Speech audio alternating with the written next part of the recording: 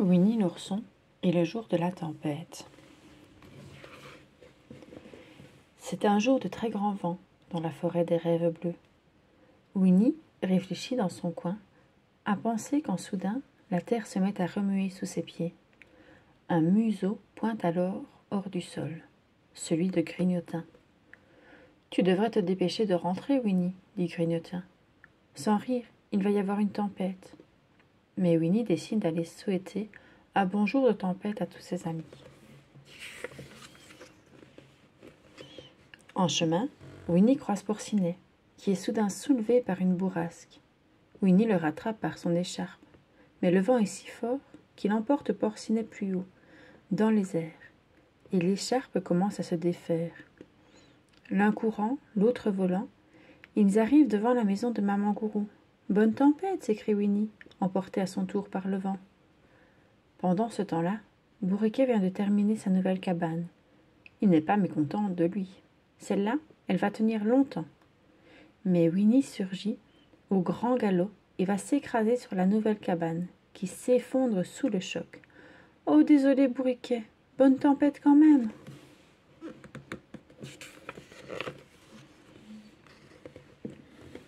Coco Lapin est en train de cueillir des carottes dans son jardin. Il n'y a rien de meilleur que les carottes, pense-t-il. Le seul ennui, c'est qu'il faut les déterrer. Soudain, il entend une voix crier « Bonne fête de tempête, Coco Lapin !» C'est Winnie qui passe, chassé par le vent à travers le carré de carottes. En essayant de freiner avec ses talons, il déterre toutes les carottes qui atterrissent directement dans la brouette. Coco Lapin est ravi. « Surtout, reviens à la saison des choux !» crie-t-il à Winnie.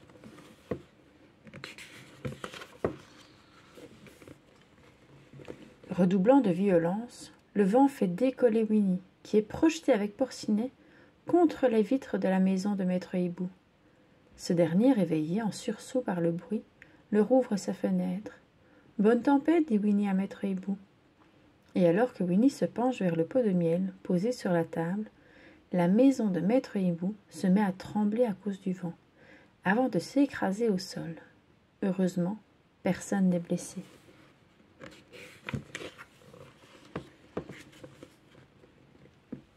Au jour de la tempête a succédé une nuit de tempête. Winnie est bien au chaud dans son lit, quand il entend un drôle de bruit. « C'est toi, Porcinet ?» crie-t-il en entr'ouvrant sa porte. Mais il ne voit personne. Tout à coup, quelque chose bondit sur Winnie. C'est Tigrou. « Oh, tu m'as fait peur !» dit Winnie. « Les tigres sont les meilleurs pour faire peur !» claironne Tigrou. « Mais ce n'est rien à côté des Néfélans. Et eux, en plus, ils aiment le miel. Fais attention !» Sur ces mots, Tigrou s'en va. Et Winnie, inquiet, décide alors de veiller toute la nuit pour garder son miel.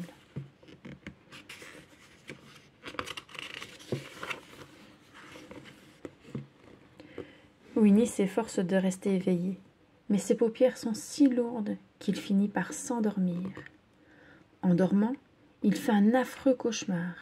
Sa maison est envahie de Néfélans et autres bêtes, de toutes formes, de toutes tailles, et tous occupés à engloutir son miel sous son nez.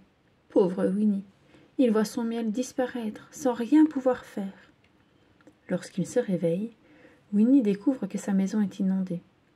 Finalement, le courant de la rivière emporte le petit ourson hors de chez lui.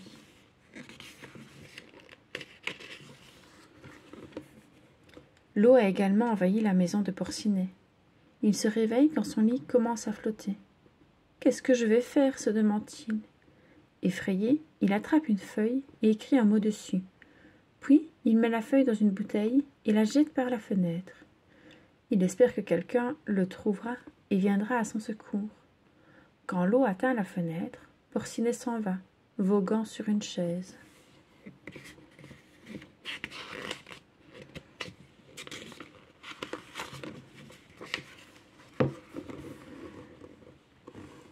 Peu après, la pluie s'arrête. Les habitants de la forêt des rêves bleus se retrouvent chez Jean-Christophe. Mais où sont Winnie et Porcinet ? Demande celui-ci. Personne ne sait. « Regardez ce que j'ai trouvé !» crie Petit Gourou. « Oh, un message dans une bouteille !» s'exclame Jean-Christophe. Jean-Christophe sort le papier de la bouteille et lit le message d'appel au secours de Porcinet. « Envoyons maître Hibou repérer Porcinet », décide Jean-Christophe.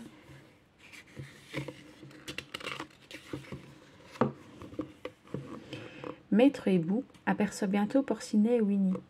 Il leur annonce qu'une équipe de secours est en route. Trop tard, Winnie et Porcinet dévalent une chute d'eau. Et en bas, c'est Winnie qui se retrouve sur la chaise de Porcinet. Juste à ce moment-là, un pot de miel refait surface. Jean-Christophe le pêche au passage et Porcinet sur sa tête. « Coucou, c'est moi !»« Winnie, tu as sauvé Porcinet !» s'exclame Jean-Christophe. « Tu mérites une fête de héros !»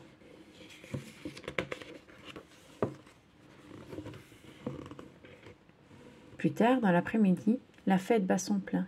« Mes amis, dit Jean-Christophe, nous sommes ici pour fêter le courage de Winnie. »« Pardon de t'interrompre, dit Bourriquet. Mais je l'ai trouvé. »« Tu as trouvé quoi ?» demandent les amis d'une seule voix. « Une nouvelle maison pour maître Hibou. »« Montre-nous, s'écrie Porcinet très curieux. »« Venez, suis-moi, dit Bourriquet. »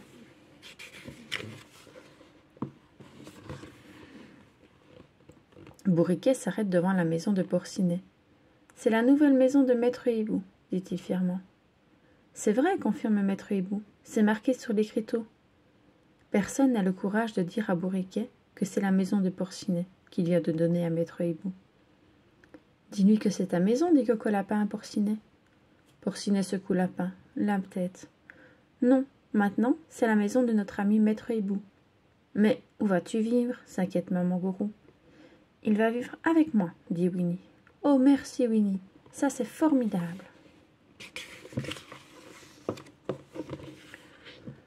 Tout le monde pense que c'est vraiment gentil de la part de Porcinet de donner sa maison à maître Hibou, et aussi très héroïque, car chacun sait à quel point Porcinet aime sa maison.